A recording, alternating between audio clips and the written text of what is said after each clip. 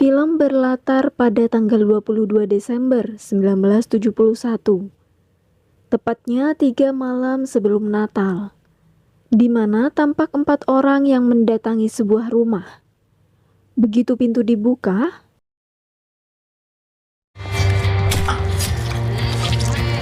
tanpa diduga salah satu dari mereka langsung menikam si pemilik rumah. Mereka kemudian masuk dan menangkap sang istri. Lalu selagi pria bernama Grant dan Doc menahan wanita itu, pria bernama Jude mengambil kulit bagian perutnya. Sedangkan wanita bernama Messi menggambar sebuah simbol di kaca menggunakan darah wanita tersebut. Keesokan pagi di sebuah asrama sekolah, seorang gadis bernama Clara menatap keluar jendela, di mana seorang gadis bernama Samantha tengah berolahraga di halaman dan sempat menatap balik ke arahnya sebelum melanjutkan olahraganya. Tatkala kelas berlangsung, seorang guru bernama Rose menjelaskan mengenai kebakaran besar yang memusnahkan kota mereka puluhan tahun silam dan diduga dilakukan oleh penyihir. Hanya saja dia mengingatkan sejarah tidak selalu berdasarkan kejadian sebenarnya dan bagaimana orang kelak menafsirkannya. Ketika Samantha terpaku menatap bekas luka di lengan Clara, Rose menanyakan kepadanya tentang keberadaan penyihir. Dan Samantha mengaku tidak percaya akan adanya penyihir. Saat istirahat, para siswi membicarakan pembunuhan berantai yang disebut sebagai Christmas Killer. Berdasarkan potongan koran yang ada, dikabarkan kalau dalam minggu itu, Christmas Killer telah melakukan 3 pembunuhan di luar pembunuhan-pembunuhan sebelumnya. Menurut rumornya, Christmas Killer memilih pasangan yang taat beribadah untuk dibantai dan diambil kulitnya. Mengacu pada Jude, Messi, Grant, dan Doc, di awal film simbolnya mereka gambar di TKP. Diperkirakan berkaitan dengan setan. Tetapi para siswi ini terlihat tenang lantaran hari itu mereka akan pulang ke rumah masing-masing yang berada di luar kota. Kecuali Clara yang sangat misterius. Di sini para siswi menghina Clara yang dianggap aneh dan dibuang oleh orang tuanya. Namun sebagai tanggapan, Clara memilih pergi meninggalkan mereka. Pembicaraan para siswi terhenti ketika kepala sekolah mengambil potongan koran itu dan meminta mereka tidak membaca berita seperti itu. Mengetahui potongan koran tersebut diperoleh dari kekasih Rose, maka kepala sekolah memintanya berbicara kepada sang kekasih. Selesai kelas, Rose pun menemui kekasihnya yang bernama Jimmy yang merupakan koki di asrama tersebut dan menegurnya perihal koran berisi berita yang tidak pantas dibaca oleh para remaja. Jimmy berdalih gadis-gadis itulah yang mengambil darinya. Rose kemudian mengutarakan rasa frustasinya karena harus mengajar sekaligus tinggal di sana. Namun Jimmy mencoba menghiburnya dan berjanji untuk menghabiskan malam Natal bersamanya. Sore itu, Samantha yang sedang mengemas barang-barangnya dipanggil oleh kepala sekolah, hanya untuk mendapat kabar dari sang ayah yang tidak bisa mengajaknya pulang ke rumah di Natal tahun itu. Jadi memintanya untuk menginap di asrama. Samantha pun berniat menenangkan diri di toilet asrama, tetapi malah memergoki Clara yang sedang melukai dirinya. Malam hari, tepatnya 2 malam sebelum Natal, kelompok Jude berada di sebuah gereja sedang menyandera seorang pendeta. Di perut pendeta ini mereka menemukan sebuah simbol. Sebelum memerintahkan Grant menghabisi sang pendeta, Jude segera menguliti perutnya dan membawa potongan kulit itu. Lantas di pagi harinya, Clara terbangun seolah melihat kejadian pembunuhan tersebut. Pagi itu, Jimmy yang hendak berangkat mengantarkan para siswi ke stasiun kereta, ternyata juga menyiapkan sebuah cincin untuk melamar Rose di malam Natal. Dengan keberangkatan terakhir tersebut, maka yang tersisa di asrama hanyalah Samantha dan Clara yang didampingi oleh Rose. Sepeninggalan mereka, Rose mencoba menghibur Samantha dan mengajaknya membuat kue. Namun meskipun Rose memancingnya untuk mengambilkan vodka di basement sebagai campuran kue, Samantha tetap tidak tertarik. Karena itu, Rose meminta Samantha menceritakan permasalahannya. Alhasil, Samantha mengungkapkan kalau selama ini ia dirawat oleh ayah tirinya yang mengirimkannya bersekolah di sana. Tetapi setelah mengetahui ayah tirinya tidak mengizinkan dia pulang di hari Natal, Samantha menyadari ayah tirinya tersebut tak lagi ingin mengurusnya. Sebagai tanggapan, Rose memberinya semangat dengan mengatakan bahwa masa remaja tidak berlangsung selamanya. Jadi Samantha akan segera menjalani hidup dengan caranya sendiri. Mendengar itu, Samantha akhirnya bersedia mengambilkan vodka di basement. Setelah menemukan minuman yang dimaksud, Samantha secara diam-diam mencoba mencicipinya. Ketika entah dari mana, Clara sudah berdiri di sampingnya. Ternyata selama ini Clara sering menghabiskan waktunya di basement tersebut tanpa sepengetahuan siapapun. Clara kemudian mengajak Samantha ke sebuah ruangan berisi buku-buku tua yang salah satunya ia letakkan di atas meja. Pada momen ini, Samantha meminta maaf karena tidak sengaja memergoki Clara di toilet sebelumnya. Tetapi Clara tidak mempermasalahkan hal itu. Lalu tiba-tiba Clara bertanya tentang bagaimana ibu Samantha meninggal. Membuat Samantha tersentak karena tidak pernah menceritakan masalah itu kepada siswi lain. Kendati demikian, Samantha tetap memberitahu kalau ibunya meninggal dalam sebuah kecelakaan mobil. Pada waktu yang sama, kelompok Jude sedang dalam perjalanan untuk mencari korban mereka. Selanjutnya di sini perhatian Doc yang tengah mengemudi terganggu oleh kemesraan antara Jude dan Messi, hingga secara mengejutkan. Rupanya Doc tidak sengaja menabrak seekor rusa. Saat mereka memindahkan tubuh rusa itu, seorang polisi tiba di TKP. Manakala Jude dan Messi mencoba menjelaskan situasinya, sang polisi tidak sengaja menemukan potongan kulit bersimbol yang sebelumnya mereka ambil dari perut pendeta. Naas sebelum polisi sempat bereaksi, Grant yang secara refleks melepaskan timah panas ke lengan Doc. Jude langsung melenyapkan polisi tersebut dengan senjata sendiri, di mana hal itu lagi-lagi menyebabkan Clara terbangun dari tidurnya. Sore itu, ketika Rose, Samantha, dan Clara menyiapkan meja makan, tiba-tiba terdengar suara pintu diketuk. Berpikir yang datang adalah Jimmy. Dengan semangat, Rose membukakan pintu yang ternyata diketuk oleh kelompok Jude. Jude meminta agar diizinkan masuk untuk mengobati luka.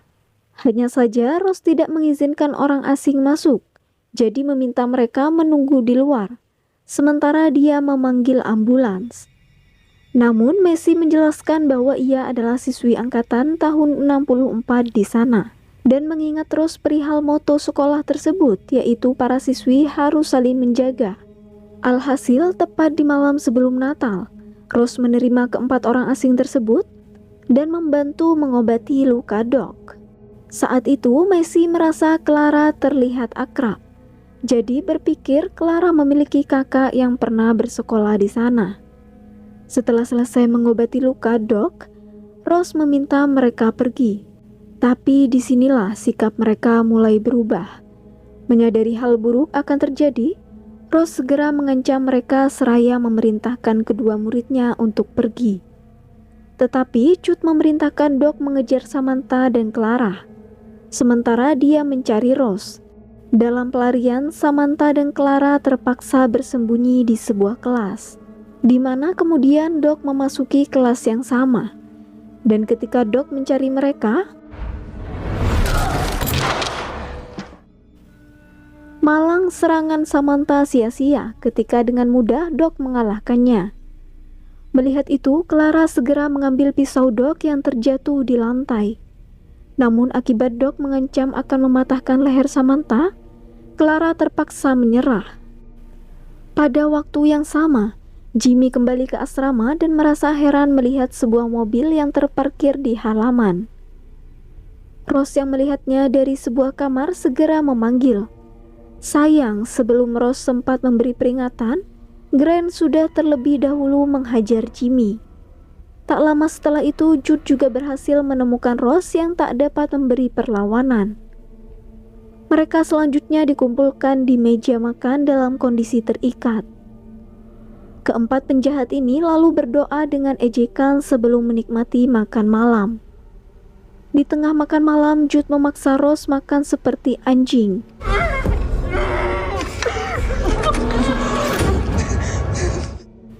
Hal ini membuat rasa takut Rose berubah menjadi kemarahan dan mengatakan kalau ia tahu mereka adalah orang-orang yang disebut sebagai Christmas Killer, serta mengancam bahwa polisi akan segera datang.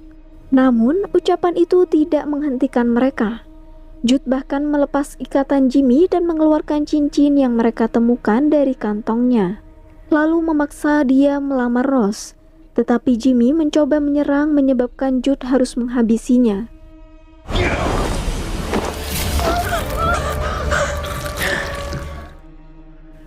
Saat itu juga setelah melakukan kekejaman tersebut, Jude memasangkan cincin tadi ke jari Rose. Dari situ, Rose, Samantha, dan Clara dikumpulkan di ruang tengah.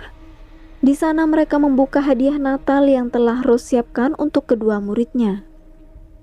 Ketika mengetahui hadiah milik Samantha adalah selembar pakaian, Jude pun memaksanya berganti pakaian di hadapan mereka. Anehnya saat Samantha melakukan itu, Clara malah tersenyum tidak menunjukkan ketakutan sama sekali. Puas mempermainkan ketiganya, kelompok ini pun mulai menyiapkan sesuatu. Mereka menempatkan potongan-potongan kulit bersimbol di tengah sebuah lingkaran yang dibuat dengan darah. Selagi mereka sibuk, Rose memberitahukan kepada kedua muridnya kalau telepon di asrama tidak berfungsi. Tetapi telepon di pos penjagaan memiliki saluran yang berbeda dan kemungkinan masih dapat digunakan. Jadi dia meminta mereka pergi ke pos penjagaan untuk menghubungi polisi jika memiliki kesempatan. Berikutnya, Jude mengungkapkan bahwa dirinya adalah anak seorang pengkhotbah yang setiap hari Minggu terbiasa melihat orang-orang berdoa dan memohon kepada Tuhan. Namun selama itu pula ia tidak pernah melihat satupun doa yang terkabul. Hanya saja Jude tetap yakin Tuhan itu ada. Tetapi menurutnya, Tuhan akan mengabulkan doa bila ada pengorbanan seperti yang bisa dilakukan terhadap para dewa ataupun iblis. Penjelasan Jude kemudian dilanjutkan oleh Messi yang memberitahu bahwa saat masih menjadi murid di sekolah itu, dia menemukan sebuah buku sihir. Sayang, penemuan itu pula yang mengakibatkan dirinya dikeluarkan dari sekolah. Tetapi sebelum pergi ia sempat mengambil salah satu halaman yang berisi ritual pemanggilan iblis. Catatan tersebutlah yang menuntun mereka melakukan semua pembunuhan selama ini, hingga kembali ke asrama tersebut, dan mengungkapkan kalau mereka memang bertujuan untuk pergi ke sana. Mereka percaya iblis yang dipanggil dengan nyawa sebagai persembahan itu akan memberikan apapun yang mereka inginkan. Jadi untuk menyelesaikan ritual, mereka membutuhkan darah orang yang tidak bersalah. Saat itu, Rose menggunakan mata cincinnya untuk melepaskan lakban yang diikat di tangannya. Lalu secara mengejutkan Rose menyerang Jude.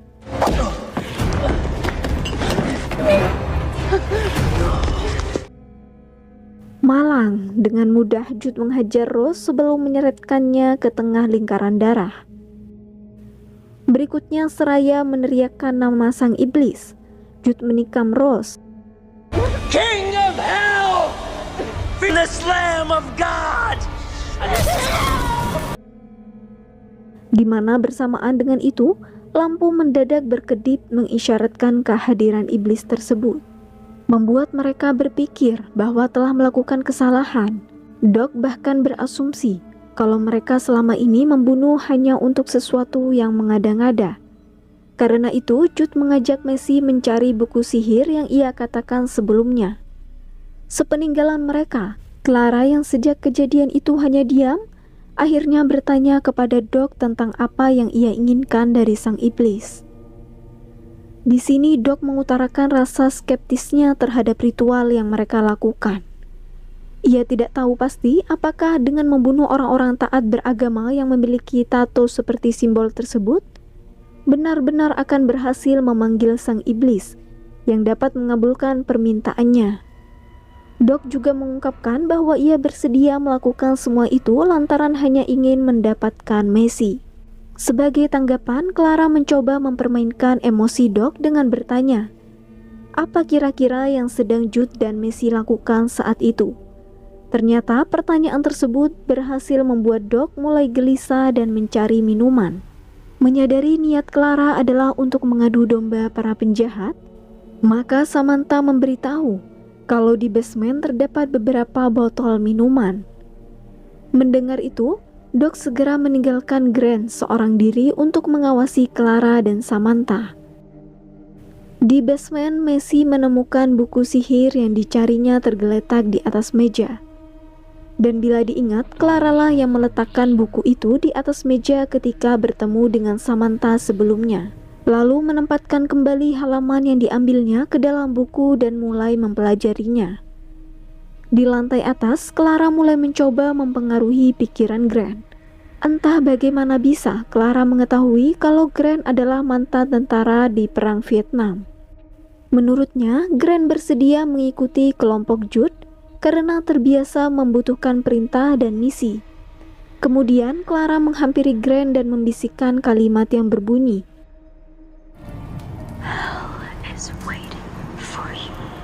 neraka sedang menunggunya. Di mana bersama dengan itu, Messi, Jude, dan Doc mendengar kalimat yang sama. Setelah mengucapkan kalimat tersebut, Clara tiba-tiba membuka bajunya di hadapan Grant, lalu menunjukkan simbol-simbol aneh di perutnya. Sebelum meminta Grant menyentuh simbol tersebut, selanjutnya dengan wajah dingin menyeramkan, Clara memerintahkan Grant melepaskan Samantha itu.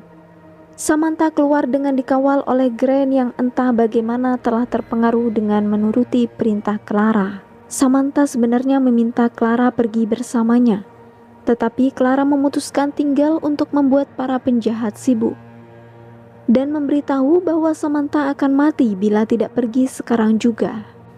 Selanjutnya, Clara mengambil botol berisi darah salah satu korban dari kelompok Grant sebelumnya dan mengoleskan ke kening Grant seraya mengatakan kematian telah menandainya.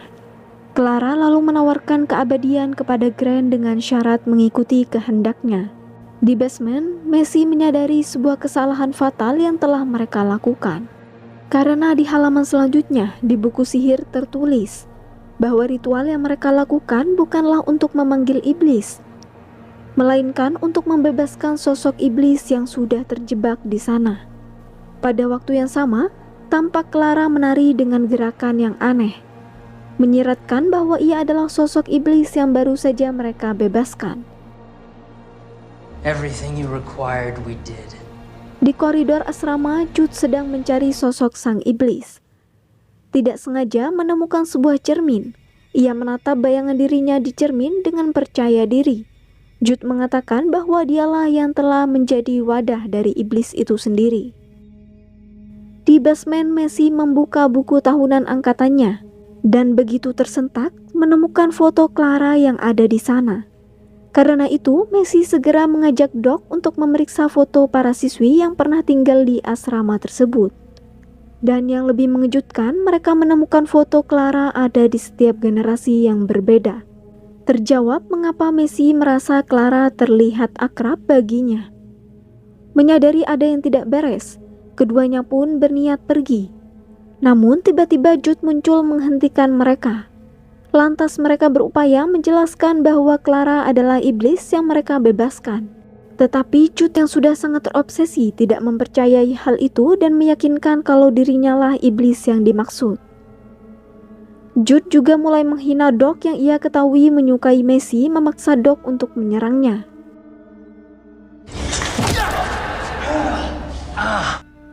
Sayang, Doc bukanlah tandingan Jude. Beruntung sebelum Jude menghabisi Doc, Grant datang membantingnya. Melihat darah yang berbentuk simbol di kening Grant, Macy menyadari kalau dia juga telah terpengaruh, jadi memutuskan segera pergi. You figured it all out. Good for you. Hanya saja ia dihadang oleh Clara. Kemudian Grant datang menangkap Macy. Di luar dengan menembus badai salju, Samantha berhasil mencapai pos penjagaan dan sempat dikejutkan oleh security yang telah mati. Kemungkinan dihabisi oleh kelompok Jude. Saat mereka mencoba masuk ke asrama, tanpa membuang waktu, Samantha segera menghubungi polisi untuk menjelaskan situasinya dan meminta bantuan polisi, menyarankan agar Samantha tetap bersembunyi di pos penjagaan sampai mereka tiba. Tetapi mengingat moto sekolah mereka, alih-alih berdiam diri, Samantha memutuskan kembali ke asrama untuk menyelamatkan Clara. Di asrama, Jude dan Doc diikat di meja makan, sedangkan Grant berdiri di belakangnya, bersiap menerima perintahnya. Clara mengatakan mereka telah melakukan hal yang benar dengan mengorbankan orang yang lemah untuk memperoleh kekuatan. Clara juga sangat senang karena mereka membunuh atas namanya, melukis simbolnya dengan darah, dan akhirnya menemuinya untuk menumpahkan darah orang-orang yang tidak bersalah di asrama tersebut. Clara mengatakan, dulu manusia takut dengannya dan manusia pun memujanya. Manusia pun rela mati demi dirinya dan pada suatu saat manusia mengkhianatinya. Sebelum ditangkap dan dikurung di tempat itu, ia mengaku memanfaatkan tubuh Clara untuk bersembunyi dan sengaja menjadi gadis pendiam agar tidak diperhatikan oleh para siswa dan guru yang membuat mereka terkejut. Clara mengungkapkan bahwa ia sengaja membuat Macy menemukan buku sihir yang akhirnya secara tidak langsung membantu membebaskannya. Hanya saja masih ada satu langkah terakhir yang harus mereka lakukan agar dia bisa sepenuhnya bebas, yaitu mendapatkan darah orang yang bersalah.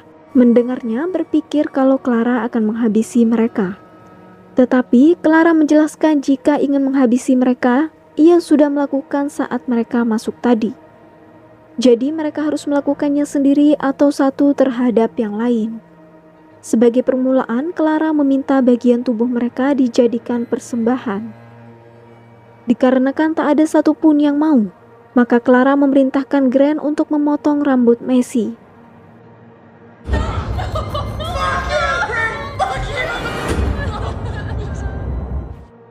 Giliran kedua, Grant melukai telapak tangannya sendiri. Selanjutnya, Clara memerintahkan Grant memisahkan jari Doc.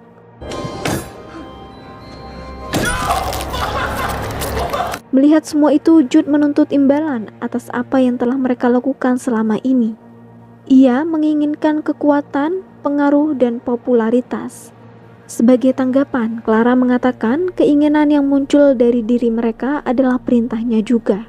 Menurut Clara, Jude akan segera menjadi sampul setiap surat kabar di seluruh dunia dan akan dibicarakan dari generasi ke generasi. Dari situ, Clara memerintahkan Grant mengambil satu telinga Jude. Pada saat yang sama, Samantha memasuki asrama dan menemukan foto-foto Clara yang sudah ada di setiap generasi sekolahnya. Di ruang makan, Clara akhirnya memerintahkan Grant menghabisi Doc dan Jude. Namun ketika diperintahkan untuk menghabisi Macy, Grant malah menghabisi dirinya sendiri. Selang beberapa saat, Samantha yang memasuki ruang makan dibuat terkejut menyaksikan hal yang terjadi. Kesempatan tersebut Macy gunakan untuk segera melarikan diri. Tetapi di sebuah koridor, ia terhenti akibat melihat Clara yang sudah ada di hadapannya. Saat ia mencoba kabur, tiba-tiba sosok mengerikan muncul mencekiknya. Beruntung sosok tersebut melepaskan Macy, manakala Samantha mengganggu konsentrasi Clara di ruang makan. Karena itu, Clara segera mengejar Macy sampai di depan pintu keluar. Dengan kekuatannya, Clara menutup pintu menghentikan pelarian Macy.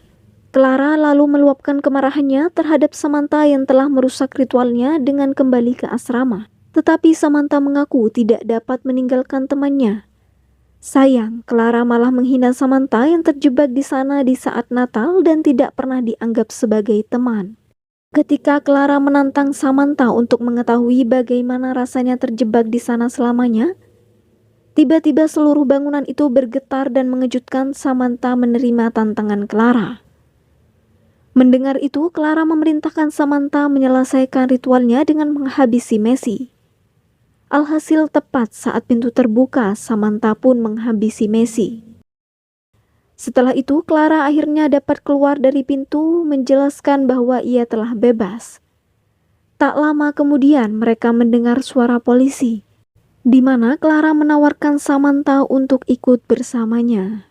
Film diakhiri dengan menampilkan Clara dan Samantha yang berpegangan tangan. Ketika polisi tiba di TKP, menyiratkan kalau kini Samantha telah menyerahkan hidupnya kepada Clara sang iblis. Akhir kata, terima kasih telah menonton. Jangan lupa di like, komen, dan subscribe. Tetap semangat kawan dan sampai jumpa di video selanjutnya.